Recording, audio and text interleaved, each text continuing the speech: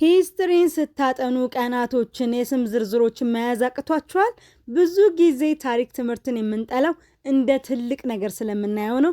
ነገር ግን ታሪክን የምናጠናበት መንገድ ከተቀየረ ታሪክ ትምህርትን ልክ እንደ ፊልም ነው ትምህርቱን የምንወደው ማለት ነው። እንግዲህ በዛሬ ቪዲዮ ላይ ታሪክ ትምህርትን በቀላሉ የምታጠኑበትን 6 ወርቃማ ዘዴዎችን አሳያችኋለሁ። እስከ መጨረሻው ድረስ አብራችሁን ቆዩ።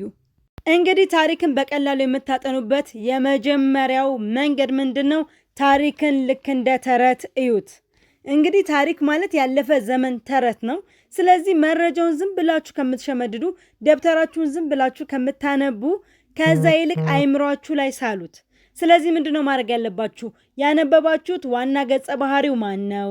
እነማን ናቸው የሚለውን ማወቅ፣ ከዛ መሃል ላይ ምን ተፈጠረ፣ መጨረሻ ላይ ምን ሆነ የሚለውን ነገር ልክ እንደ ተረት ለራሳችሁ ንገሩት። የዛኔ ታሪክ ትምህርትን በደንብ አድርጋችሁ አትረሱትም፣ ውጤታችሁም ይሻሻላል።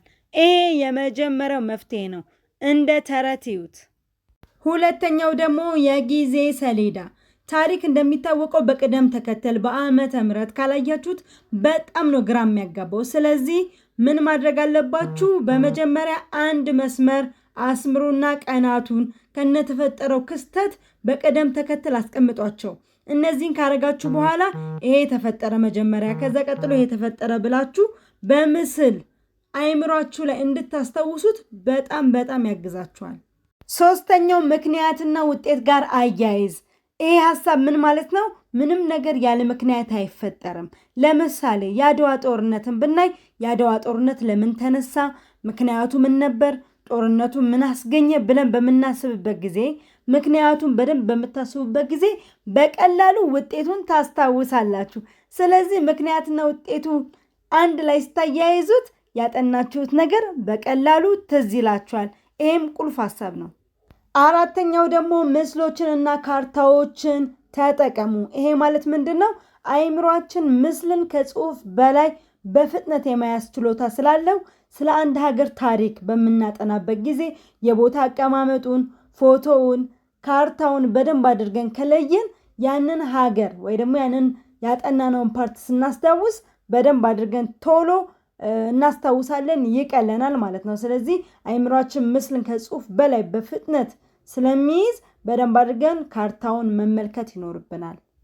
እሺ፣ 5ኛ ላይ ደርሰናል። 5ኛው ደግሞ ማስታወሻህን በራስ ቋንቋ ጻፈው። ይሄ ማለት ምንድነው? በጣም ጠቃሚ ነገር ነው ይሄ። ምክንያቱም ማስታወሻ ደብተራችን የራሳችን ነው። ስለዚህ ዋናውን አውጥተን ራሳችን በሚገባ መንገድ ልክ አስተማሪ ያለውን ዳይሬክት ኮርጀን ወይ ደግሞ መምህር ያጻፈንን ወይ መጽሐፍ ላይ ያለውን ዳይሬክት መጻፍ የለብንም። ራሳችን በሚገባን ልናስታውሰው በምንችለው መንገድ ብንጽፈው እጅግ በጣም ወሳኝ ነው። ስንጽፈው በአይምሯችን የማስታወስ ችሎታችንም ስለሚጨምር በራሳችሁ በሚገባችሁ ቋንቋ በደንብ አድርጋችሁ ጻፉት። እንግዲህ ለዛሬ 5 ታሪክ ትምህርትን ስንማር የሚያቀሉልን ውጤታችንን የሚያስተካክሉልንን መንገዶች ይዤላችሁ ቀርብ ያለው። እንግዲህ ታሪክ ትምህርት ካወቅነው እጅግ በጣም የምንወደው ልክ እንደ ፊልም የምንዝናናበት ትምህርት ነው። እስቲ እናንተ ደግሞ ታሪክ ስትማሩ የምትወዱት የታሪክ ክፍል ወይ የምታስታውሱትን ኮሜንት ላይ አሳውቁኝ። ለዛሬ እንግዲህ ይሄንን ይመስላል። ላይክ፣ ሼር፣ ሰብስክራይብ ማድረግ እንዳይረሳ። አብራችሁን ስለቆያችሁ እጅግ በጣም አድርጌ አመሰግናለሁ። መልካም ትምህርት